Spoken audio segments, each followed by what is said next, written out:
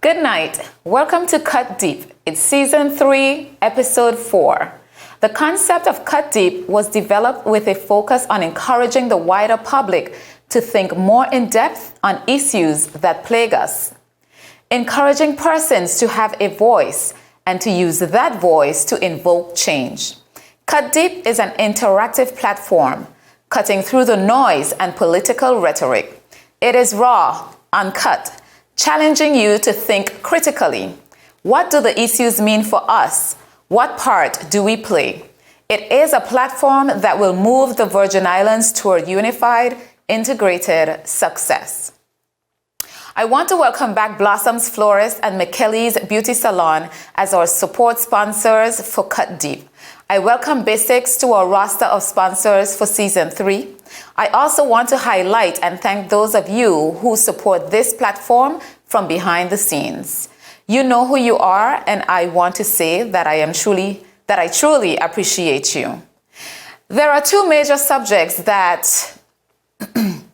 since the inception of Cut Deep, I have been trying to cover. That is government and how it functions, and civic responsibility. Tonight, I am delighted that I could indeed dive into civic responsibility/duty. This will be one part of a two-part series. This topic is timely given the COI and where we are as a territory and our responsibility as citizens and as residents. My guest tonight is Dr. Richard Georges, newly appointed president of the Lavity Stoutt Community College. We will take a short break and come right back with our guest and the show for tonight.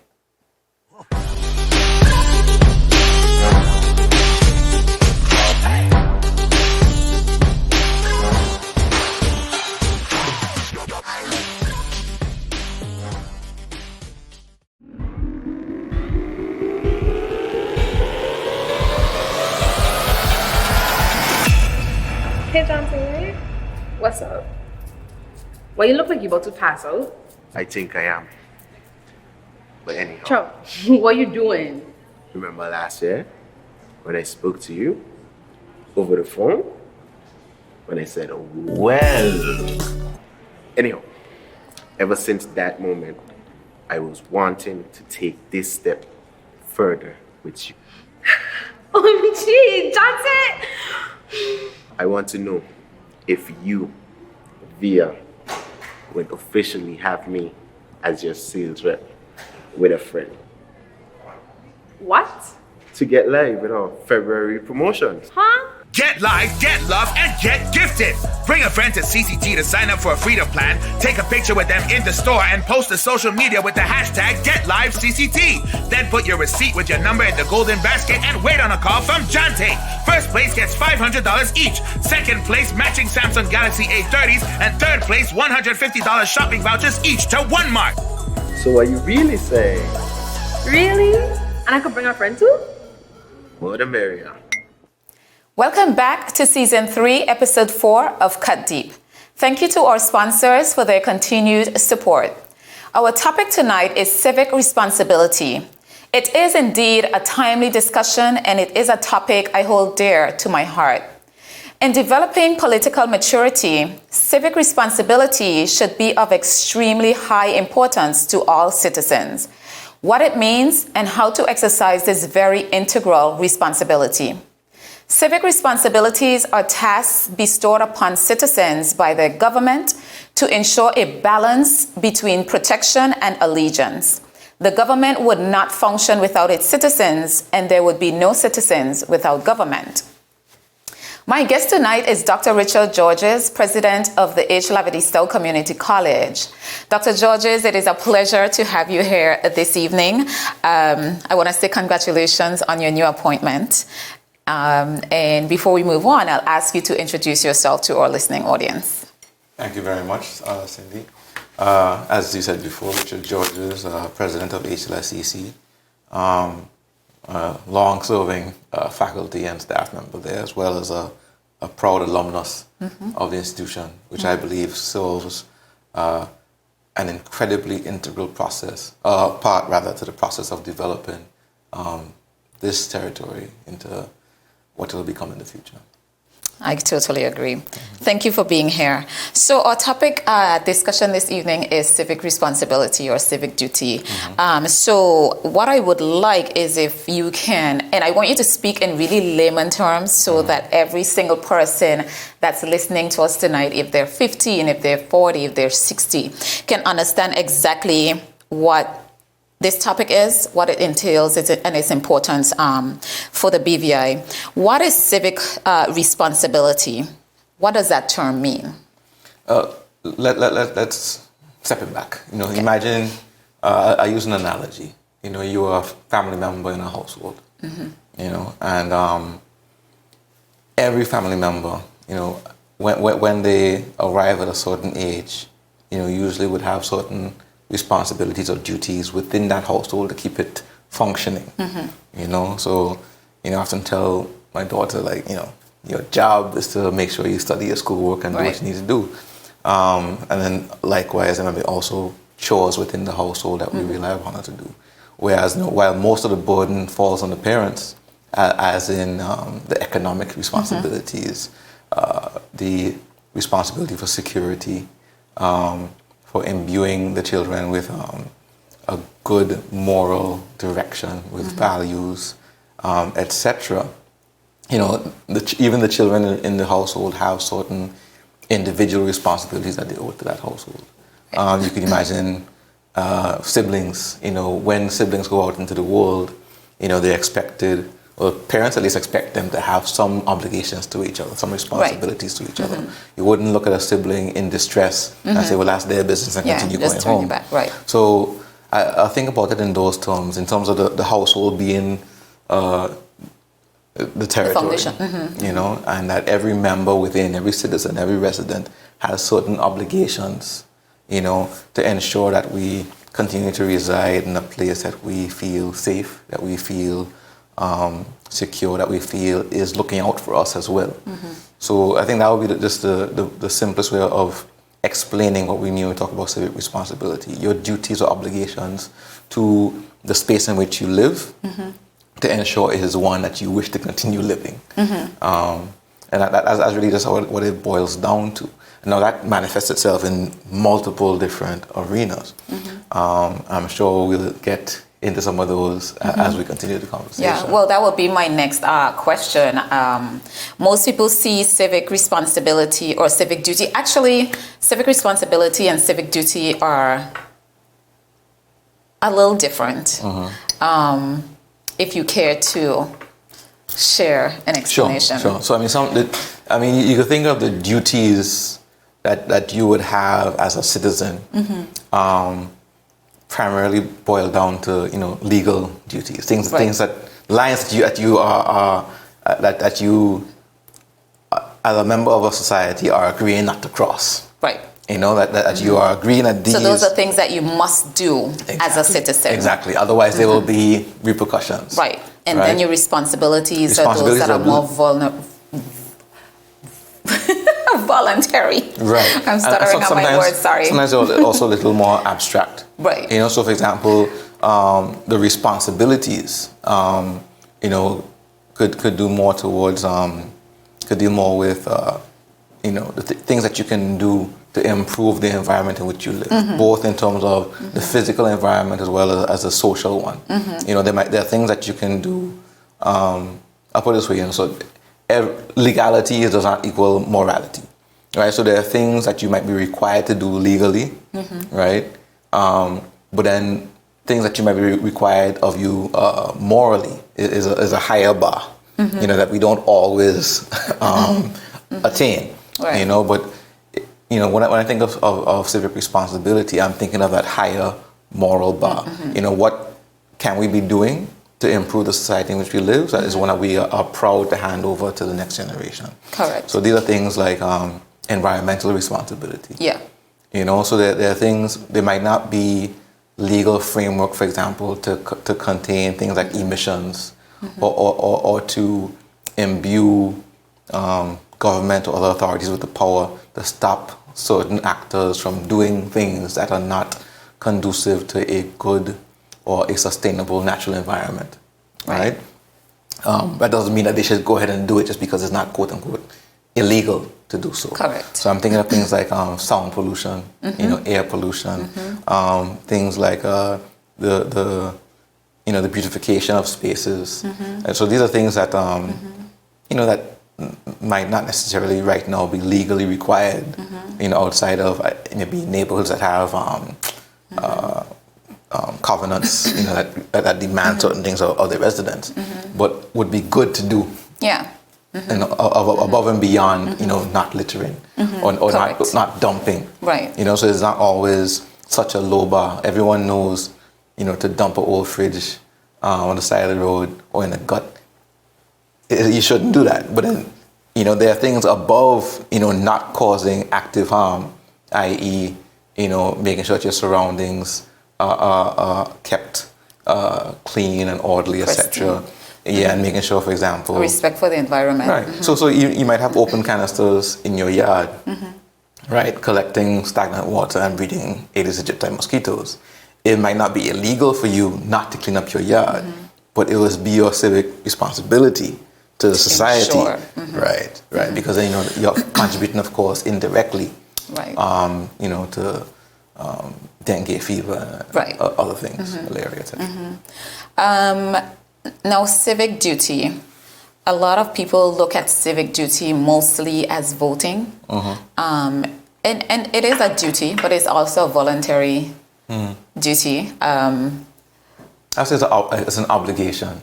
And people refer to it as a civic duty, but I know people use duty and obligation interchangeably, but I think a duty, you can have a philosophical argument about that. Yeah. But you are obliged to vote as a citizen of a jurisdiction because it is one of the most powerful acts you can commit to have some sort of influence in the selection, at least, of the government of the day. But your duties or your obligations don't or shouldn't end there. Right. So right. So that was my thing. Most people look at civic duty mostly as voting. They boil it down to that, but it's such a wide. There's such a wide array of things that contribute to civic duty. What are some of those things that you can share with us and the importance of those things? Well, I would broaden it out from like the act of voting, and I don't know if I would distill it into like here are some other actions that you could be taking. I think it is a more of an outlook and a perspective and a way in thinking about how you engage with the society in which you live. So, I am a believer that, a society or a community or a country often, all things being equal, gets the leaders they deserve, gets the government they deserve. Because the government that is elected and the choices that are on the ballot are a manifestation of what is already in the electorate. Right. Right? So they don't come out of nowhere, and quite often they are encapsulating certain sentiments, certain philosophies, certain ideologies, certain values that the community already espouses. So if, a community wants better governments or better leaders, they have to be better, because if the community is not trying to actively be better citizens, you can have, the better option or the best option out there, and we wouldn't understand that that's the option that we need to select, right? Because we're still looking for the wrong things that we are manifesting. Right. Right? So, I think, and that's a very, much broader, more abstract thing than saying, well, you can do this action, you can have that action, etc. I think ultimately what we're looking at is individually and communally manifesting the values that we want to see. So for example, if we want to have certain things in place, then if we really wanted them, we would be holding successive governments, proverbial feet to the fire. If it is something we actually value. If we don't value that thing, it's much easier to let it slip by. Yeah. So a question popped into my head, one that I don't have here as you're speaking about all of this. And as we go back to where you started out in terms of what happens at home from very young and what we teach, do you think that maybe now there is some sort of a fall off in terms of how we prepare our children to come up to be civically responsible? In terms of if we're saying that the government that is elected is of us, that means it's us. It's who we've raised, it's who we voted for, it's who we've put our confidence in. So are we having, do you think, any type of breakdown maybe within our households in terms of the individuals we're raising? Right. I mean, I don't want to dive too deep in there. Yeah. A little outside. It just popped into my head, because you said that. And then for sure. And I think I would say I'm always wary of nostalgia. And I'm always wary of, there's things are always worse now than they were before. Right. And that sort of, I think sometimes it's a little reductive or it's a little too simplistic. I'm a firm believer, and I know it's a bias that, rap music these days is just not as good as it was. But it's true though. Yeah, and so I still see it as the same sort of prism. I think sometimes the issues and the problems are different, and that they create different outputs, and that some of the challenges faced in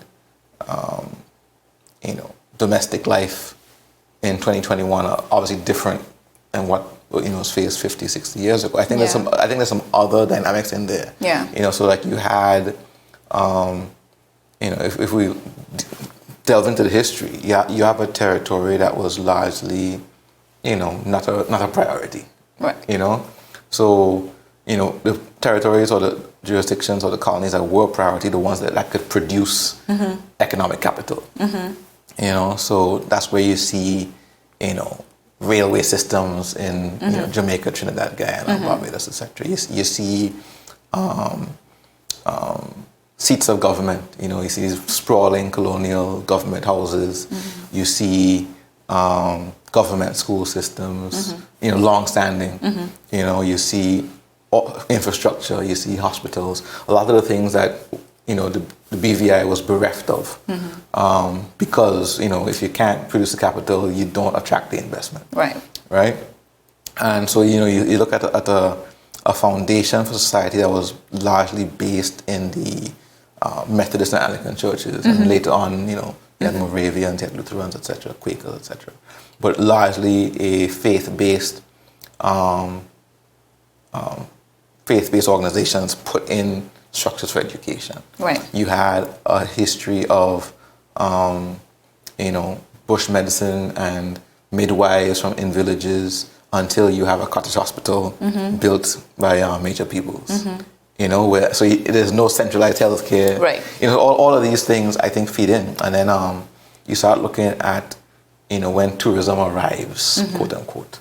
And then later followed by financial services. And you have this boom, economic boom that takes place over a period of about 20 or 30 years of influx of, a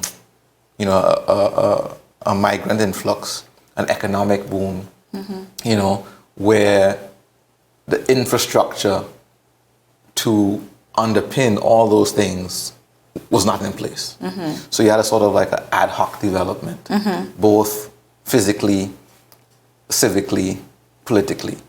So the sorts of values and rules, if you will, unspoken rules that existed, Shifted. Right, to sustain us when these things were not in place, when you had to get on a boat to get from East End to town and so on. And the very village-centered politics, right, that we had then to sustain us, I would argue is what we still have. So we're still operating whereby it was much more important the value a political entity could bring back to their village was the preeminent focus in their selection. You know, you could look back, I won't call any names, but Ian Smith has a great story about a representative from West who builds a house in town, and that is like the death knell for his political career because he then becomes a town man, and people in West feel like he no longer represents their interests. So, and that you're right. That still is. Yeah, and I think that's still the center. Still yes. I think that's still the center of our political mindset, and I think what we're seeing now is the need for that mindset to evolve, and it hasn't. Right. Right, and I think that is at the heart of a lot of the issues that we're facing, is that we needed to have the civic and political development. I don't like to use the word maturity per se, but the development to understand now that, you know, the borders of our political thinking have to come outside of the district, you know, in terms of our selection of leaders. So it can't just be, well, this person is going to be great for my immediate vicinity and my family or me personally, versus, you know, what do we need for the entire territory. Yeah. Totally understand. Okay, in terms of considering civic responsibilities and duties and so forth,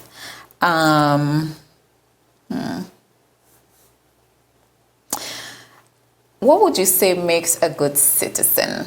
And how does that feed into the growth or positive growth of, I'd say, this territory for us? Being informed and being involved and being invested. And so being informed, so for example, you know, regardless of how you feel about local politics, at the end of the day, we remain, for now at the very least, you know, and for the foreseeable future, the British Virgin Islands, right? So, you know, you have to understand, you have to be informed, and you have to understand the political structure in which we operate, right? So, for example, you know, we have a Westminster system where we elect a government based on the number of party seats in the House, right? And that the leader of the party then assumes the position of premier, right? So we understand all that. We have to also understand that we are, in our Constitution, the powers, and when I say powers, I mean the authority to do anything really, to create laws, etc. in particular, that power rests in the Crown, right? And it is delegated to the elected government. Delegated means, you know, here, right? So you can hold this. But delegation, you know, if you think of yourself in a role of supervision, and you have a job to do, and you can delegate roles to an individual, but you can always take that back, right? So, and it's also important to understand, once you understand that now, and the governor is the representative of the Crown. So I think in the discourse that we have to understand that the governor is a diplomat, right? And is a diplomat employed by the Foreign and Commonwealth Office, right? So I think oftentimes where there is friction or disagreements, I see a lot of focusing on the individual in the position. But you have to understand that position is not one whereby the individual makes decisions in a vacuum by themselves. At the end of the day, they report to the FCO, right? The FCO is falls under the jurisdiction of the State Secretary, who reports to the Prime Minister, and so on and so forth. So it's not as if we can stay in a bubble and think the conversation we're having is... We're not... Yeah. I don't like to call it a bubble. We're definitely not in a bubble. We don't make decisions on our own. But if you think about it and if you look at it, the BVI is fairly self-governing. There is some oversight by the UK. Right. And that's the point I'm making is that the self-governance is based in delegated authority, right? So I think what I'm trying to say is that when I say to remain informed, we have to understand the structure. Right. And if something is happening in the political relationship between the BVI and the UK that we don't like, yes, the governor is here and visible, right? But sometimes So you understand how the entire system works. Right. You can't think this individual Correct. person, you know, is Responsible, solely responsible for everything. Exactly. Correct. You have diplomatic functions that are governed by an entity in Whitehall. You know, so sometimes I think we look at the individual and think, okay, in this period of time, you know, we like the decisions that they're making. This other individual, we don't like the decision that we're making. We have to understand that we have to look at who's controlling Westminster at the time.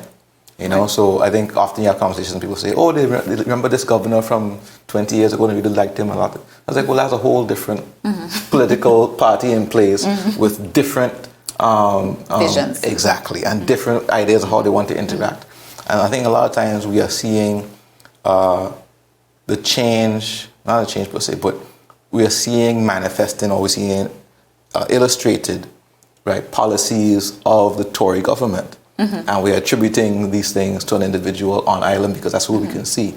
So when I say to keep informed, we have to also understand now, you know, the policies, the values, the political motivations of the British government of the day. Yeah. That's what I mean by being informed. Yes, totally understand. And you know, you and I could almost take this to a different place where you're slipping and sliding. So I'm gonna keep it. Fair enough. I'm gonna keep it focused. The kernel I'm getting to. Yeah. The kernel I'm getting to is because we know how politics, Yes. discussing politics can be. But the kernel I'm getting to is that as a citizen of the British Virgin Islands, It's important you have to as be a good informed citizen. about all of that, Yes. the micro Yes. and the macro. If we stay micro, Right. we don't understand the forces external to us that are acting, and we don't really understand why things are happening the way they're happening. Yeah. We need a global picture.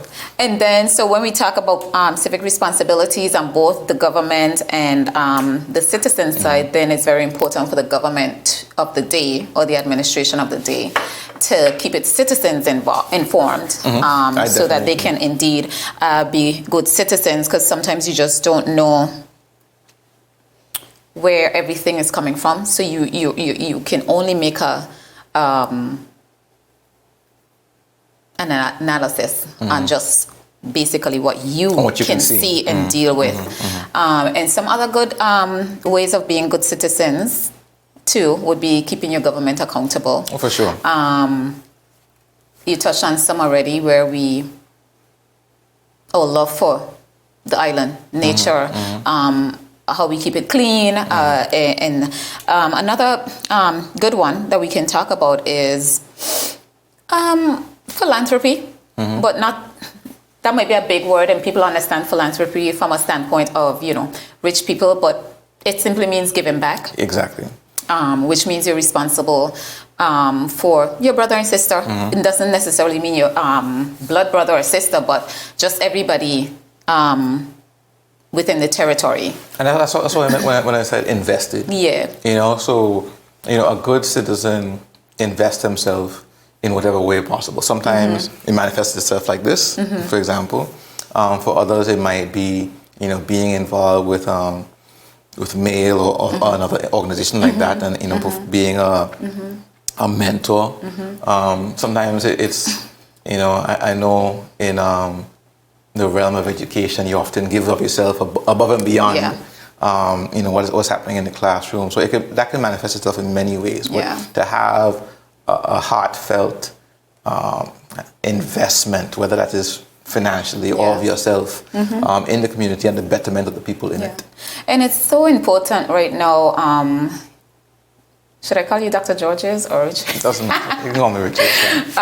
It's so important right now based on where we are. I'd say where the world is and how pressured people are financially and even physically and emotionally. We find it hard to just find an ounce of anything else to give, but we still have to remember how important that is. And if I can say, I can get a little, I want to say down to earth or involved in some issues that I see this thing on social media all the time, and it's picking up steam, and it's you see it everywhere around the world, and I think I see a lot of people trying to adapt it here, and I know we all go through things, but you see people, they're talking about, get that bag and forget the rest, and and that is such a dangerous thing. Like every time I see it, it kind of makes me feel weird, especially when I see it being discussed so often amongst our young people. It seems to be very important between our young people. You can go really far back as the age of 14 or less, and they're just picking up these things up to the age of about 32, 35 is where I see it the most. Get your bag.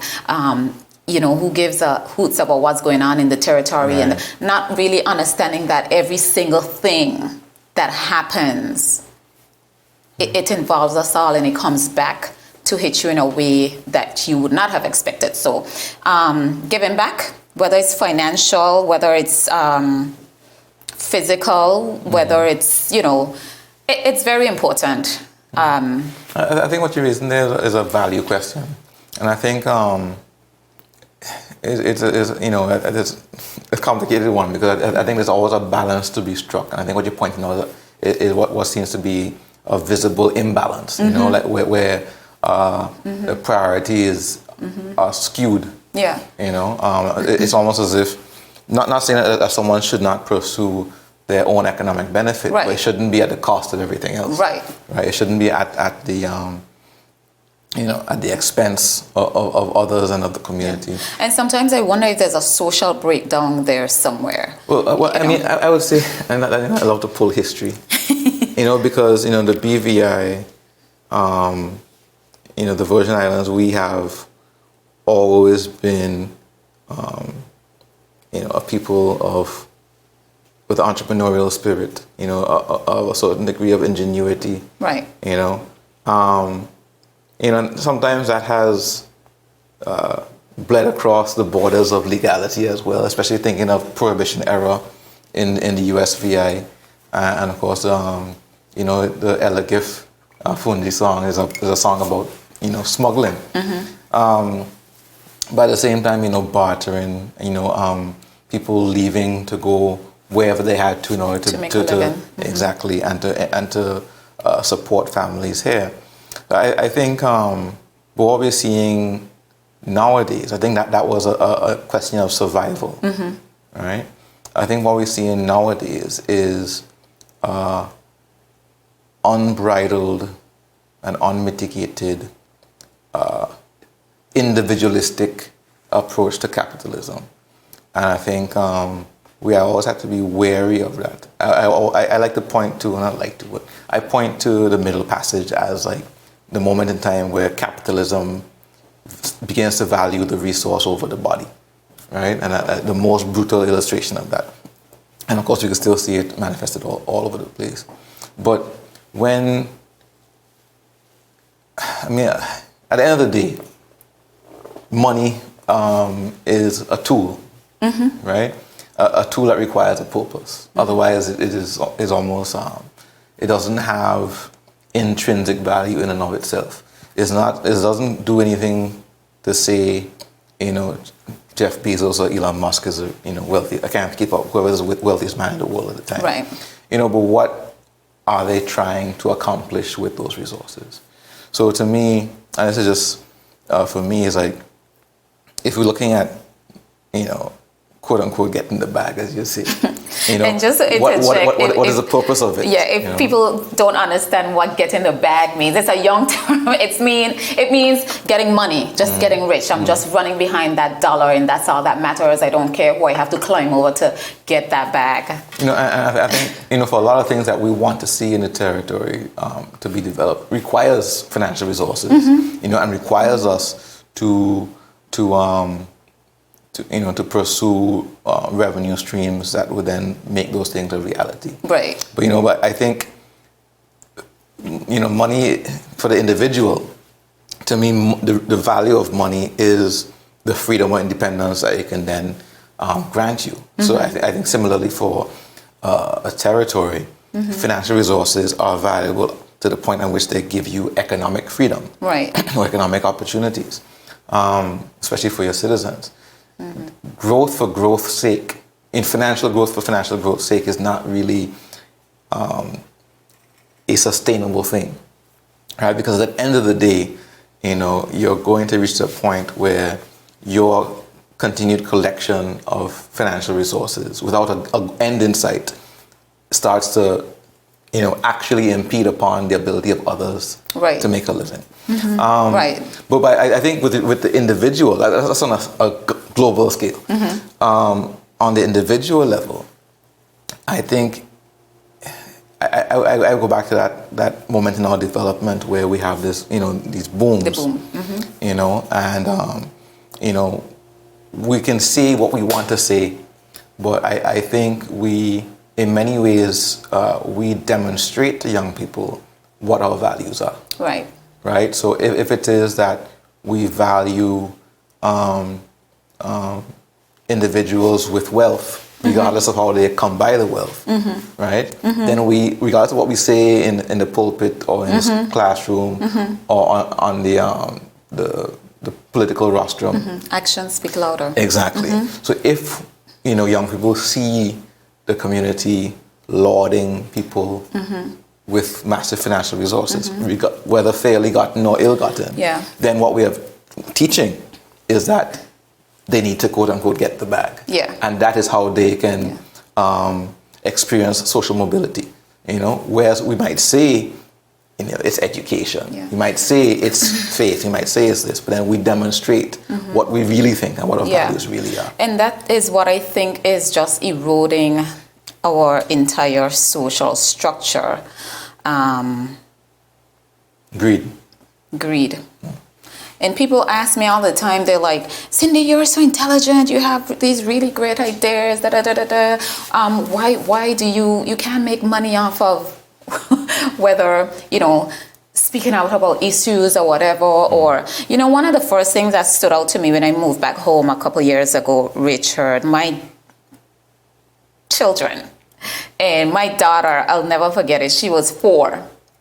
I think all of them, 4, 5, and maybe 8 or 9 at that point.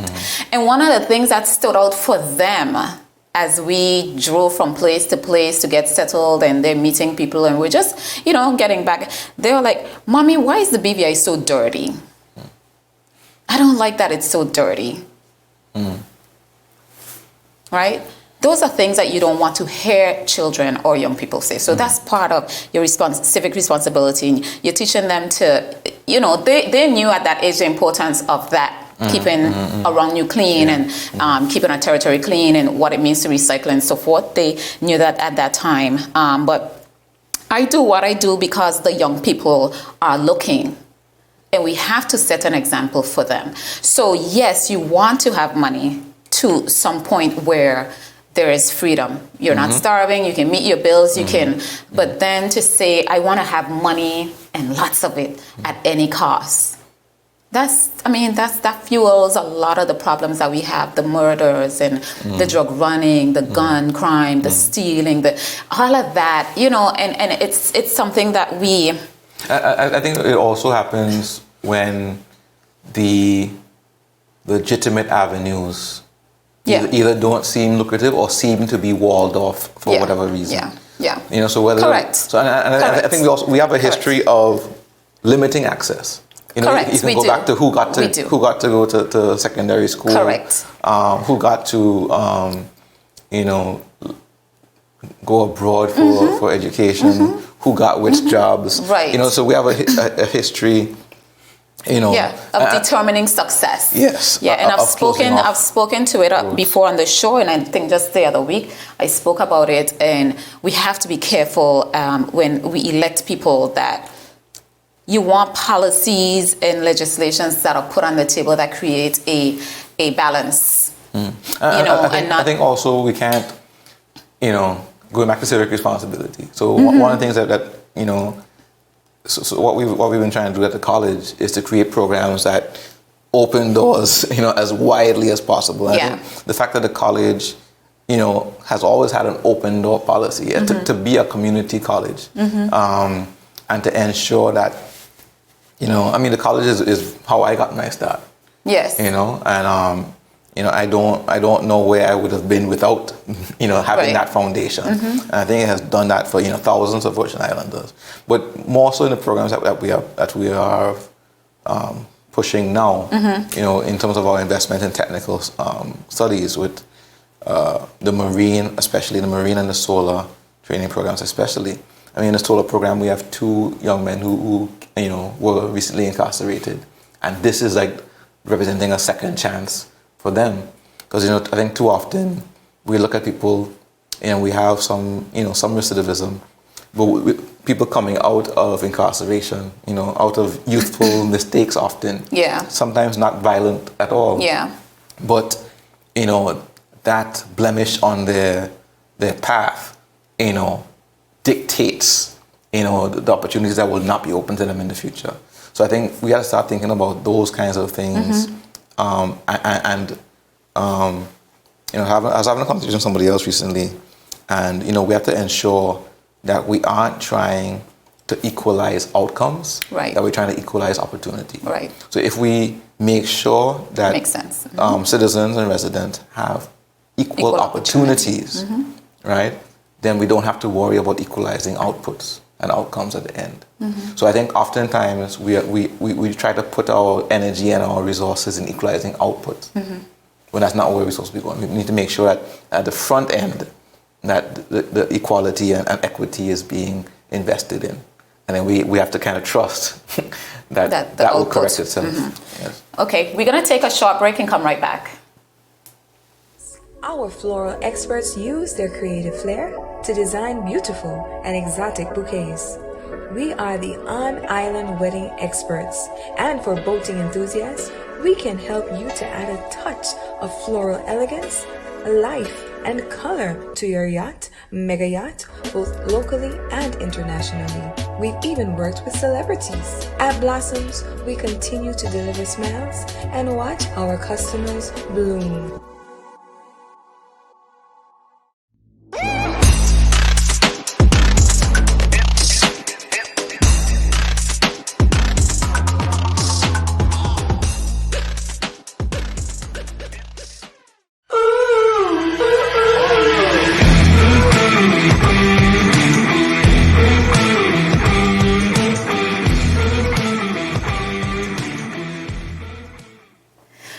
Welcome back. Our conversation tonight is civic responsibility, and our guest is Dr. Richard Georges, president of the Lavity Stoutt Community College. I want to thank our sponsors for their continued support, Blossoms Florist, McKelly's. Might I remind you that we're leading up to the most romantic day of the year, February 14th, and my amazing bouquet done by Blossoms Florist. You can reach out to them for those special bouquets. Love is all we need. And of course, McKelly's can get you gorgeous. February 14th is on a Sunday this year, so you have the entire day to get gorgeous, to go on your dates and do whatever. So we thank McKelly's and Blossoms Florist for continuing to come through for Cut Deep. And I also want to thank Basics for sponsoring us this year. The importance of civic responsibility is paramount to the success of democracy and philanthropy. By engaging in civic responsibility, citizens ensure and uphold certain democratic values written into a country's constitution. Those values or duties include justice, freedom, equality, diversity, authority, privacy, due process, property, participation, truth, patriotism, human rights, rule of law, tolerance, mutual assistance, self-restraint, and self-respect. We're going to come back to Dr. Georges, and I have a few more questions for you. And I want to think that we may have covered some of these because we've just been speaking, but how does participation in or understanding civic responsibility and duty drive us toward, well, you say you don't like the word maturity, but toward political maturity or evolving in our political mindset? I think, a responsibility is outside of yourself. A responsibility means it's something that you have to do usually for somebody else, or for others. And I think that's a good way of framing civic responsibility. So we can't be, I think it ties in a lot of things that we've been talking about. especially what we're just talking about, greed, and if we are teaching people that, we have a different set of values, like I said, it goes beyond what we say. You have to, demonstrate. So I think of it this way. You buy a pizza, and you know how many people you're buying a pizza for. And you know how many slices you should and how many slices you should not take. I think we have to apply the same principle, right, across the board. It's about is about not taking more than your fair share, so that everybody else can partake. And that applies, of course, economically. That's an easy analogy. But I think also it applies to people's ability to feel safe and to feel as if they can actively participate in the community. So I think there are going to be, in the coming years, some possibly uncomfortable conversations, especially along the lines of human rights. Whereby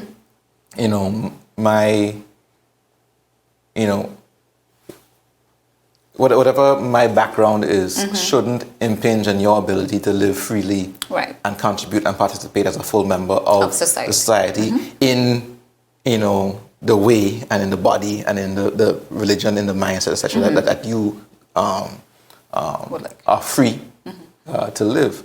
So I think there are a number of areas that maturity demands, or I'm saying as an individual, as you grow up, you understand that there are limits to what you can demand of others, right? So if we are going to live in a we'll go back to the household analogy, you have to understand that your siblings are entities separate from you. They have, different needs and exactly, wants, yes. Exactly. But somehow within the household, you have to make space for each other. And the same thing applies. If I'm going to be a good citizen, I have to learn not just to take what is my fair share, but I also have to learn how to make space for the other people who are inhabiting this space with me. Right. So I don't take up more than my fair share of space as well. Or I don't have a community where people feel in danger just because of who they are, or people who we are willing to ostracize or denigrate because they are some sort of minority. Right. So I think to develop a society in which we are always looking to ensure that everyone is fully participant in the community in which we live. So I think that's what I see as a responsibility that we, is always going to be a work in progress. Yeah. Which takes me into the next question. It is on topic, or it can stray a little bit, depends on how you take it. But what is participatory democracy? If you can explain that to our listening audience, and how does it fit into our big picture for the BVI, the territory? Right. It's a loaded question. It's a very loaded question. Because we can go all the way left with that question too.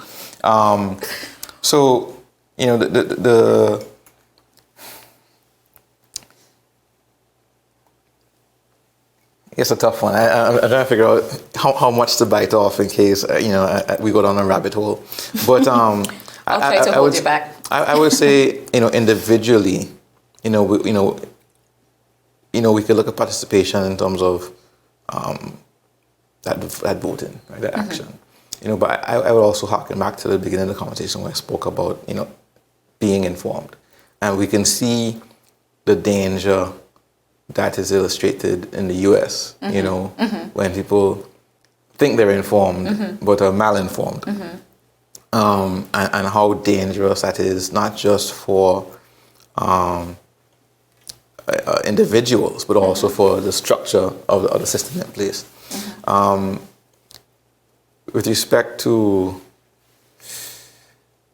participation, it has to go past just that voting act and just the information as well. It has to be, like I said earlier, a true investment in the process. I think often there can be a danger if too many of us are not informed, not involved, not invested, it leaves open. I'll go back to the pizza analogy. It leaves more pizza for others to take. So then you start having undue influence or too much participation from other sectors. So it means you can't just be looking to be involved election time. You can't just be looking to be involved when things are going badly or when things are going well. So I spoke earlier about if there are certain things that we desire, not just of an individual government, but of a society to develop, then it is on the electorate, again, to hold governments, each elected governments, hold their feet to the fire. That this is something that we desire in order to progress. I think a lot of the things that we've been talking about, register of interest, whistleblower legislation, all this stuff that is there, human rights legislation, it's been there for in excess of 10 years. So if the BVI electorate desired those things, we would have demanded those things of the past two governments. But I think much more pertinent in the everyday person's mind has been economic concerns.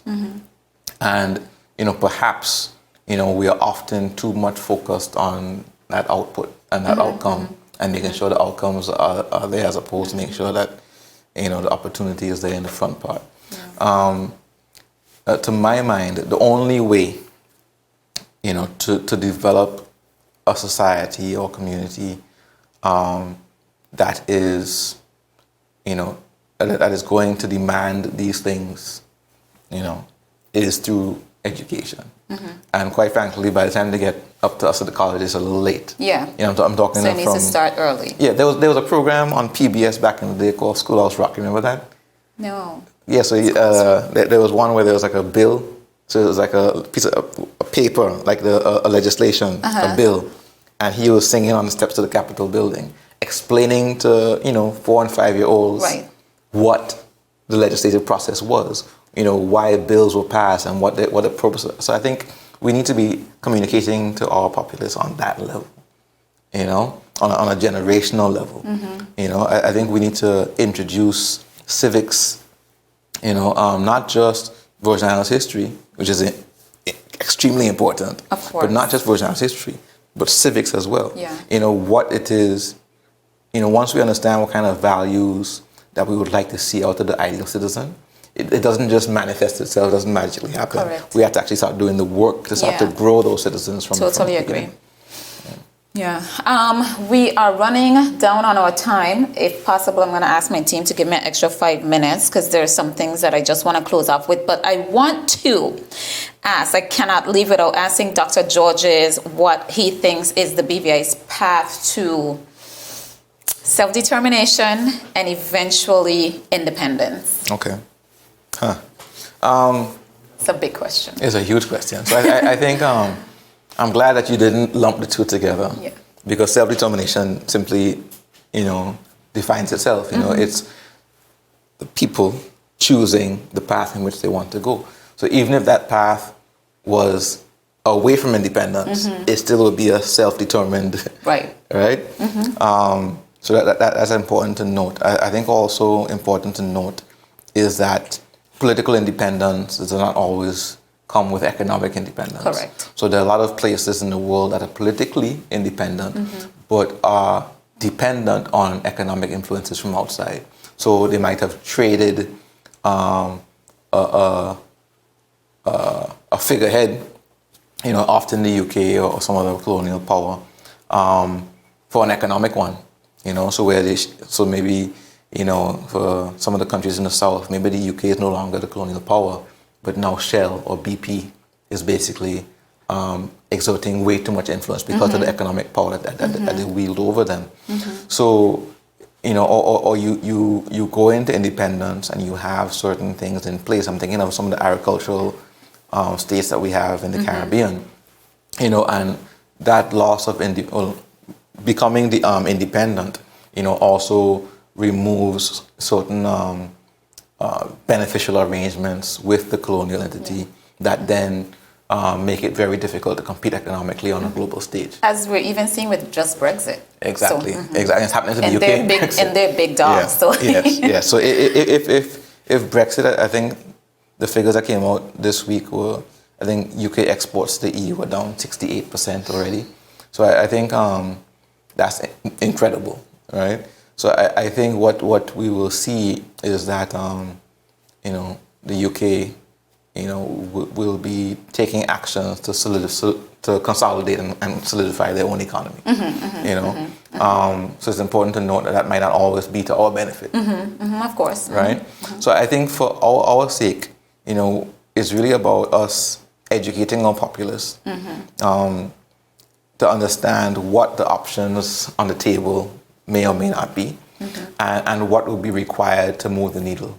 I think striking it alone is not going to work. Yeah. I think whatever the future holds, I think it would need to be in concert with the other OTs, so that there's a collective voice speaking to the UK government whenever it is. Yeah.